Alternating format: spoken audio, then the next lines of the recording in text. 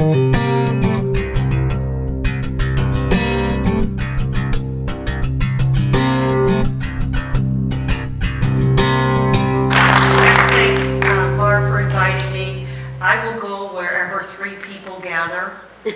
is so important for people to understand what is happening, not just in our country, but with our children.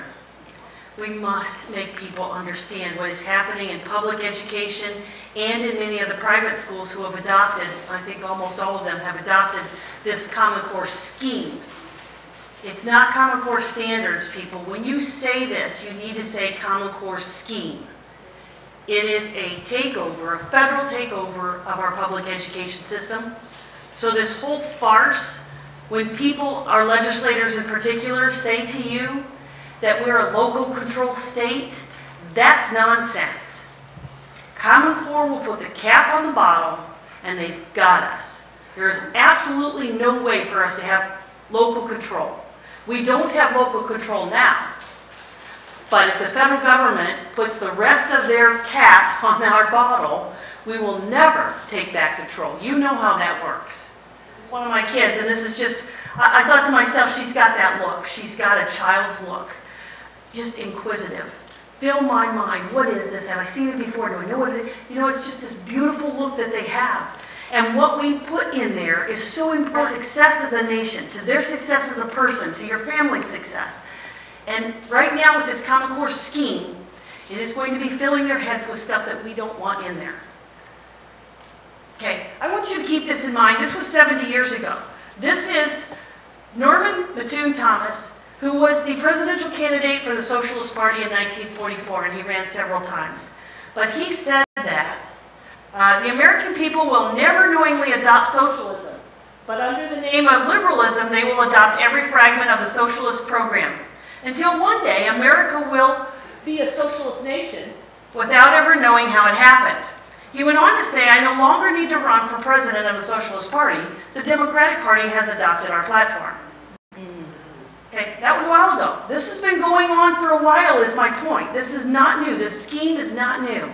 It's not just something they conjured up. In fact, I'm going to hopefully convince you that it started back in the 70s, was first put in place in the 80s. Okay, so Ohio Education and Common Core, first you have to ask, why are we even considering national standards? How did it come to this? Next, ask, whose agenda is this? Is it fair to anyone? What's the end product, and is there something else? So again, I'm going to move kind of fast, but I hope that's okay. This is from the Cato Institute. If you ever want to go to a place that's just a wealth of information that will show you the actual data, so we need to stop using just emotional words and look at the actual facts. The Cato Institute is perfect.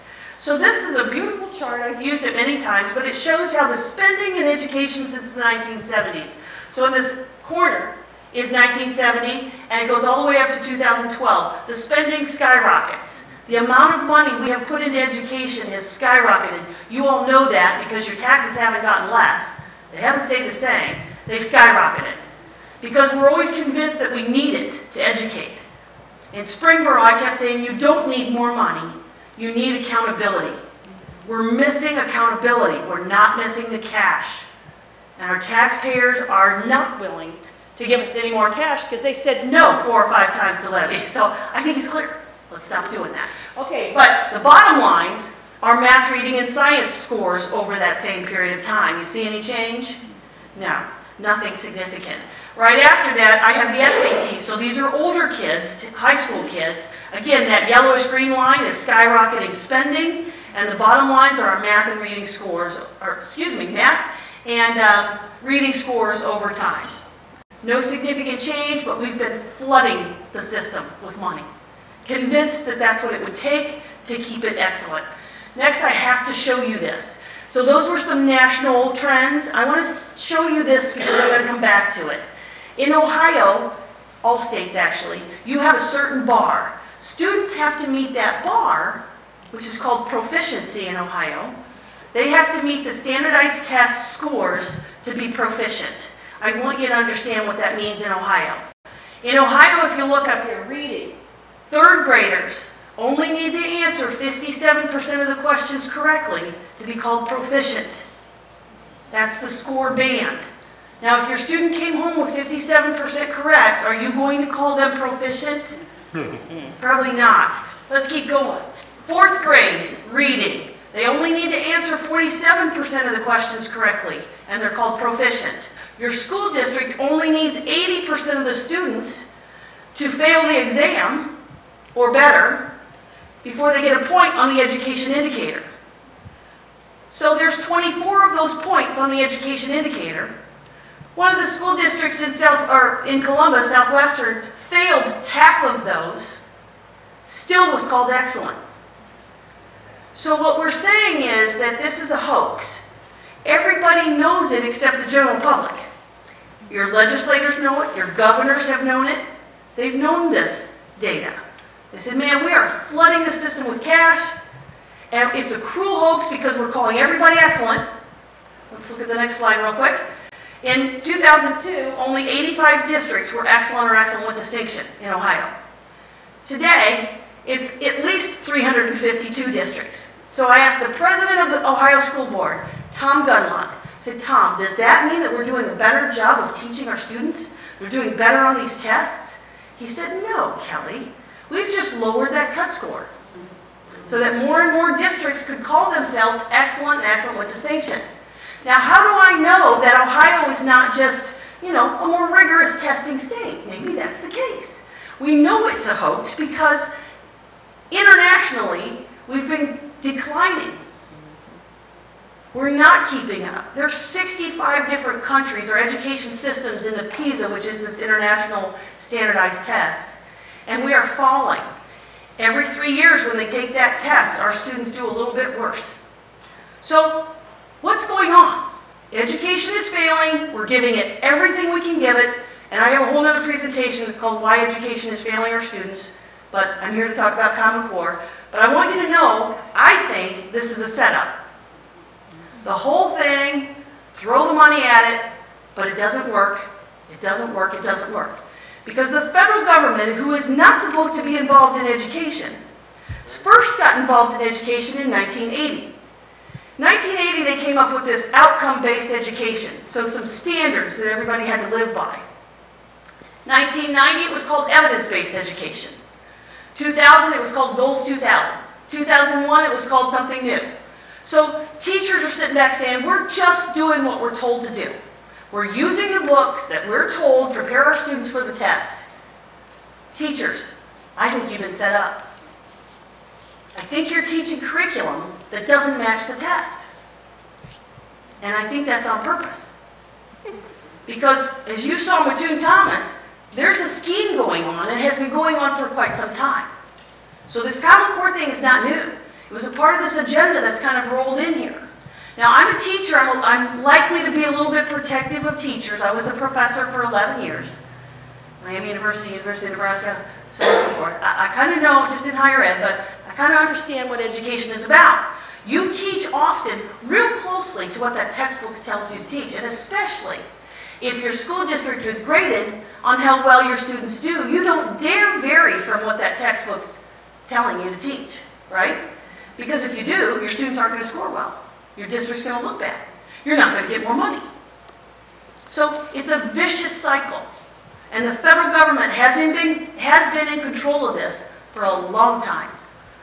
Okay, according to Tom Gunlock, the president of the Ohio School Board, education is all about the money and who is in control of it. What do we do in Ohio? Here's what we did. Well, earlier, let's talk about in 1989. Lamar Alexander, who is, I think he's U.S. Senate, I believe so. He was talking about new schools. He envisioned this new school. This is in '89, where we took children as young as 3 months, and that schools were open from 6 to 6, and all year round. Is there any time to parent if you do that? Do you understand that this whole scheme was about taking on the role of the parent? We become their trainer. A community raises the children. Have you ever heard that said? Who said that? A Clinton? Yeah, Clinton. It takes a village to raise. No. I was told by superintendent, when they come out of your uterus, you get to decide. But until then, you know, my kid, thanks a lot. But that's what happens. I noticed our school district kept putting in policies to more and more and more take on the role of the parent. So while I was there, I kept identifying these policies as problematic. We need to cut them back. We don't need to be the parent.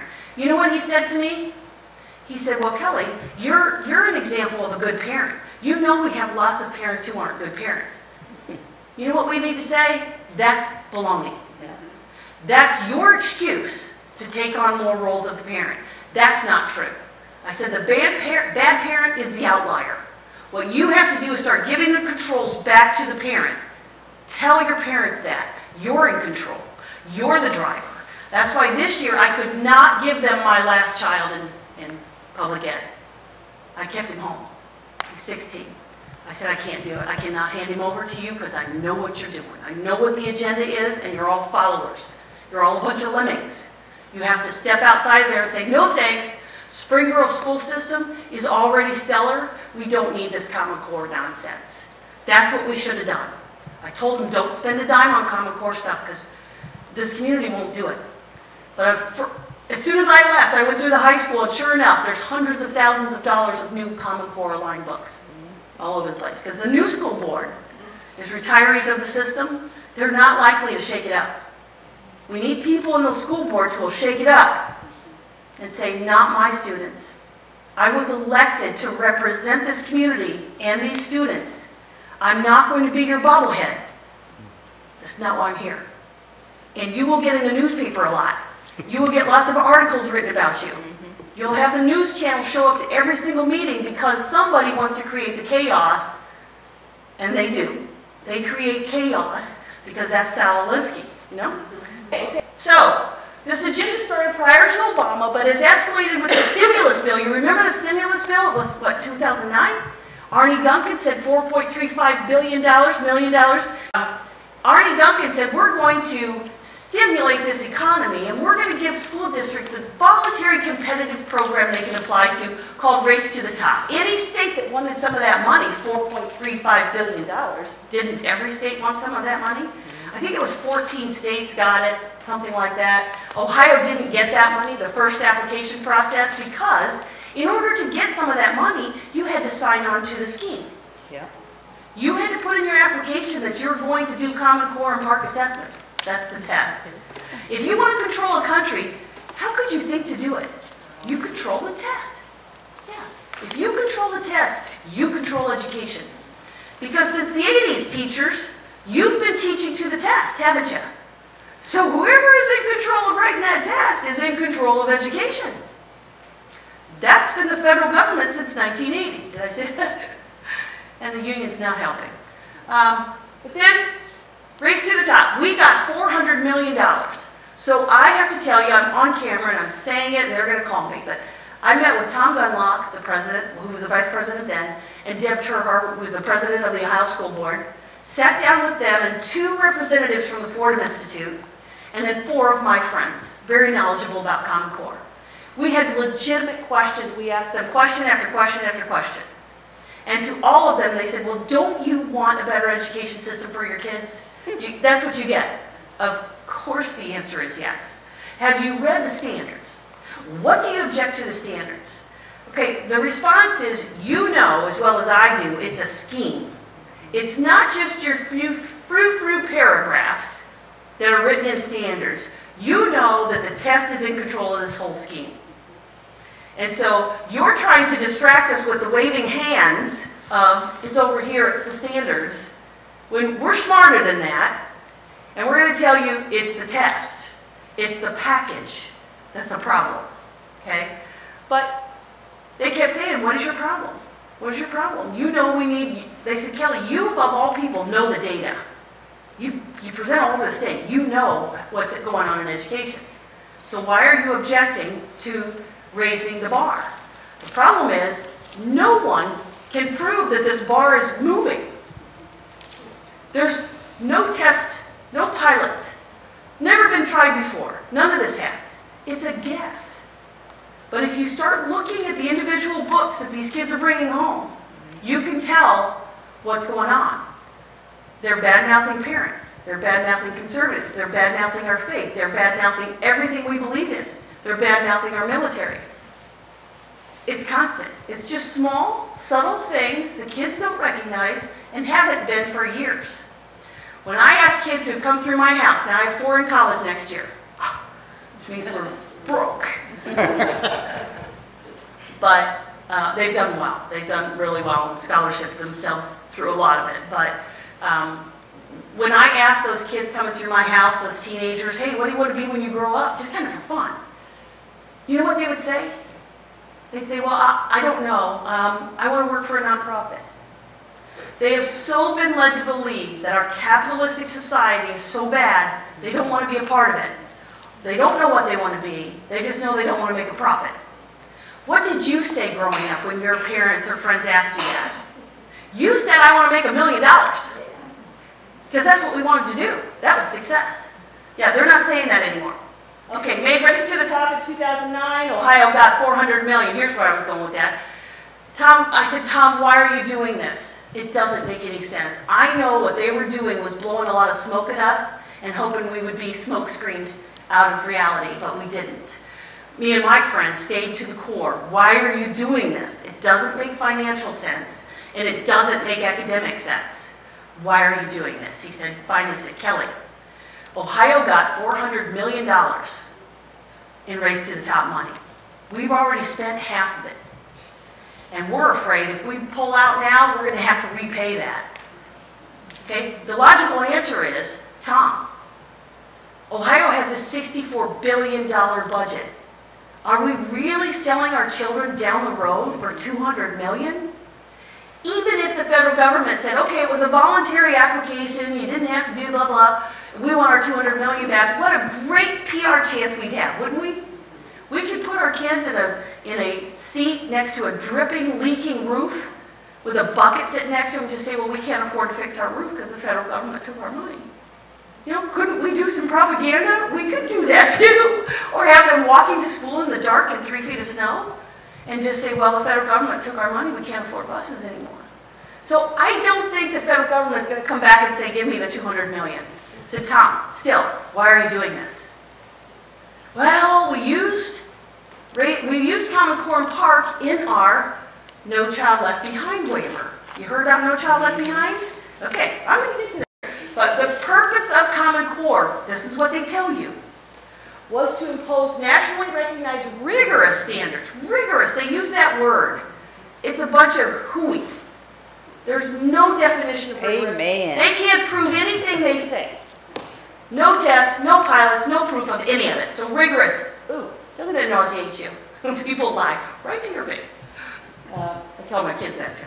Rigorous standards so our students can be competitive in the global job market and can be compared to students in other states. Isn't competition good? Don't we want Ohio to compete against the likes of Massachusetts, who leads the nation in quality education? Massachusetts can be by themselves and go global standardized tests because they lead our nation in academics. Because why? Because Massachusetts never took the waiver in 2001 for No Child Left Behind. Sure, it's the only one state out of 50 states that said, no thank you, federal government. We're not going to take a waiver. We're going to try to meet your standards of No Child Left Behind, and we're going to rise to the occasion. We know we're going to look bad in our citizens' eyes for a while because we're going to look like we're a bad state. But today, Massachusetts is the best. Yes, it is. Okay? So why don't we all try to compete and be like Massachusetts instead of we're all going to dumb it down so everybody's at the same level? Massachusetts is even doing that. They have different leadership today, I have to say. So they don't really care. There are 6 states evaluated by the Fordham Institute. The Fordham Institute was a very trusted conservative think tank who at one time said, at one time they evaluated all of the states' standards. And they measured that and they said that Ohio was a C, Common Core was a B. They said that Indiana, I'm going to forget some, darn it, Texas, Tennessee, Indiana, Massachusetts, I'm going to list them here in a minute on the slide, were better, rated better than Common Core. So why aren't we, if it really is about raising the standards, why aren't we using a state that has better standards according to the Fordham Institute? See, it doesn't make sense. So much of what they say does not make sense. If it doesn't make sense, it's not true. Okay, lessons learned. See, back in, I'm going to skip over a little bit. This was tried in 1990 when the Congress voted, or excuse me, they tried to introduce a national, it was a social studies standard. I'm sorry, history standards. But it was stopped when our U.S. Senate, I think it was, rejected it 99-1, saying it was too politically correct. We know what that means, right? It was anti-American. We call it politically correct. They learned their lesson, though. They said, okay, if we want to do this scheme, get it going again, we can't call it national. So if you look at documents back when this all first started, the documents say national standards. But then they said, oh, no, guys, you can't do that. You have to call it state standards. So every state then adopted it and said, okay, it's Ohio State standards. But we have found the documents that called it all national standards before they said, oh, shoot, we have to change that title. Also, they found out that you have to do it quickly and quietly. I was a school board president in 2013, and I didn't know what Common Core was. And they said, it's been around for 3 years. It's already instituted in many schools. And interesting. I do this homework, this education homework, so that I can guide my school district. I do this full time. I don't have a job. I just kind of do study school stuff. And I didn't know anything about Common Core. I think that's alarming. A school board president who works at this job full time didn't know anything about Common Core. So it was quiet, it was stealthy, and it was put in place before any of us knew what the heck was going on. Governor Strickland, though, signed us onto it. It wasn't Kasich, but Kasich hasn't pulled us out. Shame on him. Shame on him. It's the federal government takeover. That's not Republican. That's not Republican. I don't know what it is, but it's not Republican. Anyway, it's very, very frustrating. Governor Strickland also did a few other things for education. There was plenty of research that showed that teachers getting a master's degree were actually negatively correlated with teaching effectiveness. That teachers' years of service was negatively correlated with effective teaching. So Governor Strickland took away the master's degree requirement a decade ago. He did things that were actually helpful and said, no, you don't need a master's degree. The only reason that was started was so that there'd be more money involved for higher ed and for the people in the system that got their master's degree. There's a $10,000 raise for people who get their master's, but it's proven to be anti-education. So he says, okay, let's not do it. Very quiet, too. That was done. Okay, so they also learned that you have to start with subjects that aren't controversial. And I guess they felt that history could be controversial. But they've revised history so bad. Please, get your history books. It's bad. But they started with math and English, because math isn't controversial. English isn't controversial. Really. Here it is. We don't have control over education, because if you adopt Common Core, you have to adopt it in full. You cannot change one single word. You can't. You're under contract. You can add 15% to those words, but let's just say that your school district under Common Core doesn't have to teach calculus, which is a prep class for engineering, and we need more engineers. We need our students to go into colleges with that background. So if Common Core says you don't have to have calculus, is your district going to add calculus? Are they going to spend the money to put calculus in? No, there's no test for it. If you're not going to test for it, why would you put resources there? You wouldn't. So adding 15% is nonsense because your district's not going to teach things that aren't tested. Right? They're just not going to put any resources there. So we're not going to add 15%. You have to adopt it in full. Okay, the Gates Foundation has spent over $300 million over that. They have paid the Fordham Institute to support it at least $6 million. So now the Fordham Institute, it's really tough to accept somebody's pushing you this Common Core scheme when you know they're flush with cash because they're pushing the Common Core scheme. Okay, they've lost their credibility when you know that they're paid to do it. They become then just a PR machine. Okay, Pearson Corporation. Pearson Corporation is a United Kingdom publishing company that publishes K through 12 textbooks. They have, in a rather stealth way, bought the rest of the publishing companies out. Let them keep their names so that you think there's competition with all the different K through 12 publishers. They're really just one. And Pearson is under contract to put everything in it that the scheme insists they do. That they're going to prepare these textbooks, e-textbooks. You know that, right? We're all going to e-textbooks. They're not going to be stuff the kids carry home.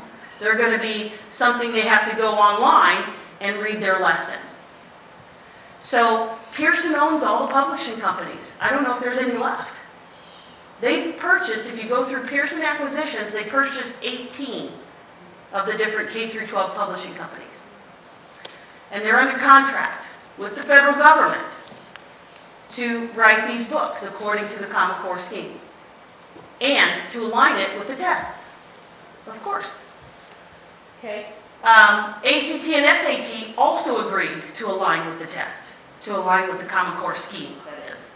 Smarter Balance is one of them. You'll hear about that sometimes in the newspaper. Certain states adopted different tests. Ohio adopted PARC, which is called Partnership for Assessment and Readiness for College and Career.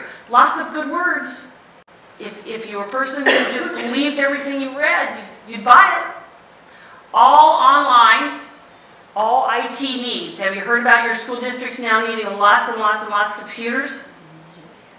Yeah. Okay, so let's play this out. Your textbook is online. Your tests, the PARC tests, they're all online. There's no more paper and pencil. They're all online. Your students have to take it online. What's left in education? If the materials and textbooks are online, the tests are all online, what's left? Teachers. Teachers are left. Now, what do you understand about what's going on in the teaching profession? They're starting to call teachers facilitators. Not teachers, facilitators. Why? Because a facilitator can navigate a room where the lesson and the teacher is on the screen. And all they have to do is walk the room. So now the estimates are, in some of the new literature, that a teacher can teach 125 students. That's an efficient number of students. Because the students are learning from the computer. The teacher's online, they have an interactive setting. And even if a school board says, yes, I've read through this textbook, I think it's good curriculum, not that we have a say, trust me. School board members have absolutely no influence on curriculum. I can say I don't agree with it, but you usually have enough other bobbleheads on the board that they just say, well, we're supposed to do whatever the superintendent tells us to do, because they're trained to do that.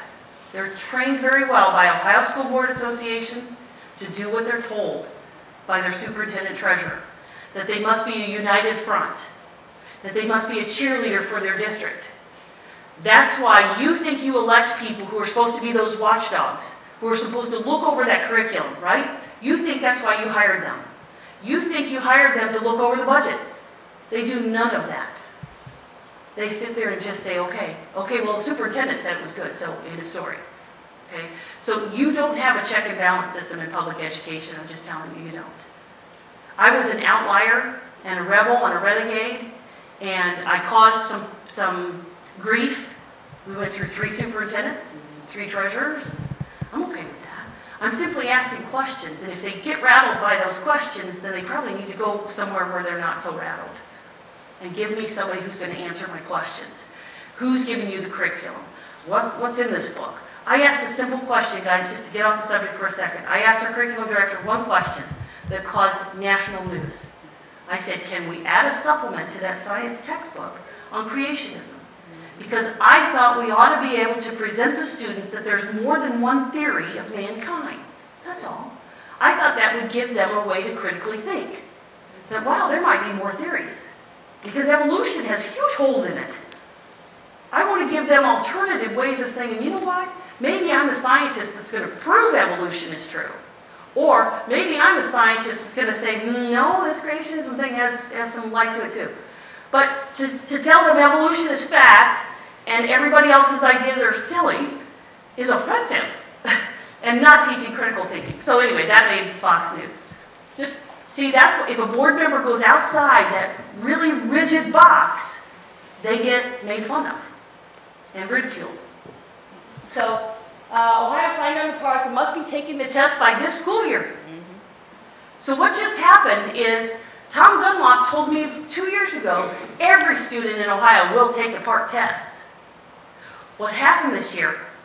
Did you hear about it? You guys know. Opt out. Opting out. Parents are getting wise to the scheme, and they're saying no. Here's a reason to help them say no. Because ask the parent to ask their teacher, can I sit with my student and see what's on this test? School board members not allowed to see the test. Nobody's allowed to see the test. And I have to say, if I can't see what you're exposing my child to, my child's not getting exposed to it. Because again, we have to empower those parents and say, it's your child. You don't know what they're exposing them to. I want to see it. If you ask for your student's copy of the ACT, they send it to you. I've got copies of the ACT at my house. I've got copies of the PSAT. You can get copies. If it's something that I can't see, she's not taking it, or he's not taking it. So tell them, if you can't see it, why would you let your child be exposed to it? You just trust your school district? Well, shame on you. You're the parent. So tell them, opt them out. You don't even need a form. You can just send in a note. My child will not take the PARCC tests. This year, we were protected.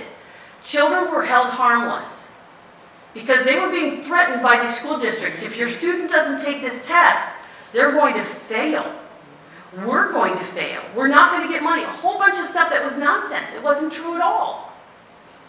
So many parents wrote a little note saying, my student's not going to take this test. They're not your guinea pig.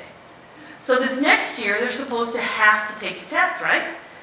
But HB 7, our House passed unanimously, Senate passed unanimously, and the governor signed it, which said we will hold the students harmless this year.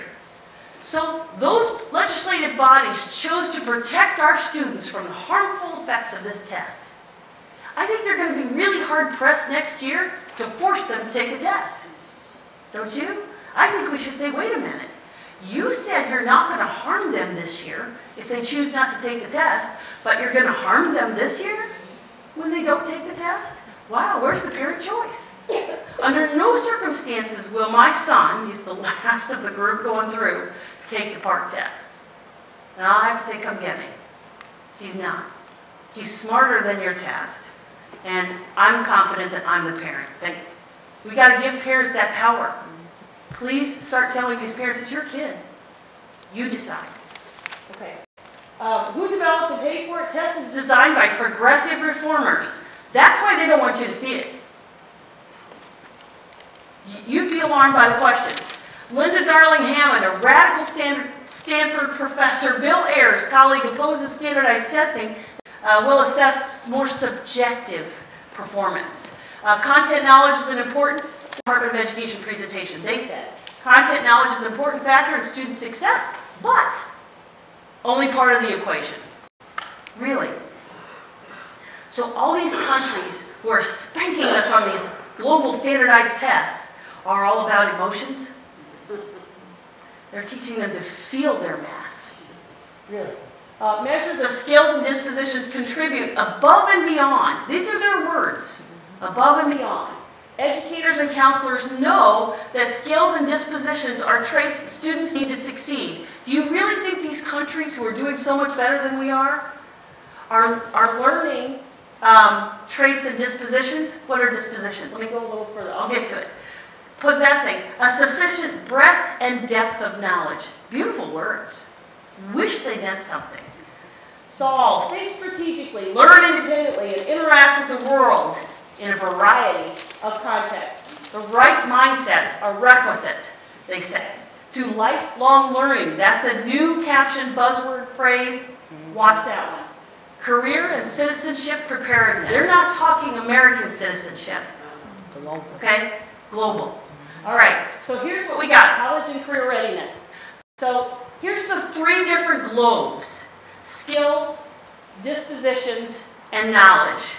I'm showing you the green box, dispositions. Here's what I want you to understand. what they want. They call this socio-emotional dispositions. A few years ago as a school board member, I was watching this little video clip and I wasn't sure what it meant, so I just went on my merry way after I watched it. Now I get it. It's been in here for a while. The teacher was going around to fourth graders, each of them reading their own little book. She would go to each of those fourth graders and say, well, how did that make you feel? How did that make you feel when the teacher had to give away her pet for the summer? In the classroom, students, I want you to write about a really, really sad event, like the day the levee failed. Yeah, trust me, I was livid. Not like your grandparent died or, you know, the levee failed. So, socio-emotional dispositions, this is what they want to connect to the students. They want them to have an emotional response to what they read. That teacher didn't say who, what, where, when, how, why. Because that's comprehension. That teacher said, well, because you can manipulate somebody's feelings, can't you? Because in society today, it's really sad that polar bears might have less ice. But it's okay to murder an unborn child. You see how you can manipulate somebody's thinking if you can get them to think emotionally, and then you direct the emotions they should have. That's what this is about. It's more that than it is the skills and knowledge. Okay, desensitizes children to unthinkable acts. That's how you can control a population. Okay, I'm going to have to move faster. According to, I want you to have these slides because I want you to read through this stuff, okay? But I'm going to get towards the end here so that we can. They talk about in the Common Core gurus sessions. They talk about in their literature the post-capitalist society and what it must look like. So they started long ago, guys, bad-mouthing capitalism. So that a whole generation now of our youth believe that capitalism is evil. It's my children's age group and one beyond that. Have you noticed? Not necessarily our age group. It's the one beyond us, just younger than us. They believe that not so good, capitalism not so good. You know, some people suffer because other people get rich. It's the way this country has been the best country forever. But anyway, requires lifelong learning. Remember, these are code words. So they want to take your child from 3 months. Have you ever heard of that kind of society where they take the babies away from the children, or the parents, and raise them? Is that Vietnam? Yeah, the Khmer Rouge would take the children away from their parents. They would actually sacrifice the smart people, kill the smart people. They wanted to raise those children themselves. You guys have a big FEMA camp in Ohio where the barbed wire faces in, not out. It'll house hundreds of thousands of people. Go to YouTube and put in Ohio FEMA camp. You'll see the whole video. Yeah, I hear there's a couple of them in Ohio. Those might be for the people who say, no, come get my child. Anyway, I don't want to scare you. My husband says, if you say that out loud, you're going to freak them out. I said, I watched the video. I cannot tell them. Anyway, 2002, Republicans showed transference of wealth. It's where the government decides who gets to be successful. The government decides what is fair. That's what we've come to, a society where the government gets to say it's fair for Barb to have a nice house, but it's not fair for Kelly too because, you know, Kelly's not one of us. No. Let me keep going. No child behind, I talked about that. Oh, I did want to say this, though. Our Constitution. The new education agenda is to teach that the Constitution is old and outdated. Have you heard the kids say stuff like that? Yes, you have. Our Declaration principles stand in the way of global citizenship. That's why it has to be degraded. So another school board member and myself sat down with our new government teacher, and we said, tell us your version of the Constitution. I was really disappointed. So all we wanted to do was add to a policy that said, here's the resources we would like you to use for your government instruction. Institute on the Constitution, and the NCCS, which I forget what that stood for. But they were sources that we felt were true American principled Constitution content. And the place erupted. Because, I'm going to call it what I think it is, union thugs don't want us people controlling any part of that curriculum. The unions have not been supporting their membership in a long time. I think the teachers think they are, but they started supporting amnesty in 1995. You don't support amnesty and say that you're protecting your membership. They don't go together. So the union has been a part of this scheme from the get-go. They have not been fighting it because they're a party to it. Until the teachers stand up and say, not my children, I am not going to follow you. I have to go to a school system that is independent and I can actually teach because I was trained to teach. I teach my son with Liberty University online. They're not Common Core aligned. Everything's online. I pay a small tuition, $2,200 a year, and I'm sending the bill to our legislators and our Ohio School Board, telling them that you owe me a proper education. A school district with Common Core is not a proper education. They're going to say, yeah, go away, Kohls, but they're going to keep getting the bill. I'm just going to harass a little bit. I think we should all do that. Okay. President Reagan stopped our relationship. Did everybody know about President Reagan? He understood what was going on. He was the only one that did and tried to stop it. Experts. Oops. Solution is easy. Dissolve the Federal Department of Education and ban it from any activities in the future. That's what we must do. It's not constitutional for them to be involved. They violate the Constitution by being involved in education. 2, states should develop their own minimum competency tests. Their own minimum competency. And students have to pass those to graduate. Okay. Adopt standards rated by the Fordham Institute, here's where I said I'd list them, to be higher than Common Core or Ohio. Tennessee, Texas, Massachusetts, Indiana, DC, and California. Adopt them. Only one statewide minimum competency test per year per grade level. Because right now with the PARCC tests, have you heard? All consuming. So a teacher has 2 weeks to prepare the student for that test. 2 weeks, that test. Do you think he or she is going to go outside of that boundary? No. They're only going to teach right then. And they're going to keep pounding that information into that student until the student gets it. And only the teachers that get their students to do really well on that test are going to be rated high. They're the ones that are going to be hired to go on the computer. We don't need a lot of teachers that we have working right now. Teachers, please, if you're a teacher, understand. Your profession will be dramatically changed very shortly. Within 2 years, we will know which teachers get their students to know that test material. And those teachers will be used in the future because they're the best at brainwashing. We're going to define the best brainwashers. And they're going to be on the screen teaching our students. And if you survive this whole crash of the teaching profession, you'll be a facilitator. Please help teachers understand this. I've said many times at our school board meetings, I want a human teaching my student. I want a human there talking to them. I want a human interacting them. We can have a whole other seminar on teacher prep programs and what they're doing to our teachers to brainwash them first. But number 5, raise expectations by raising those cut scores. Remember those cut score bands I showed you? What it takes to be proficient? You can fail the exam. I didn't even show you one of them says 32%. A student only needs to answer, I think it's 7th grade math, 32% of the questions correctly. And they're proficient. At what? Don't you?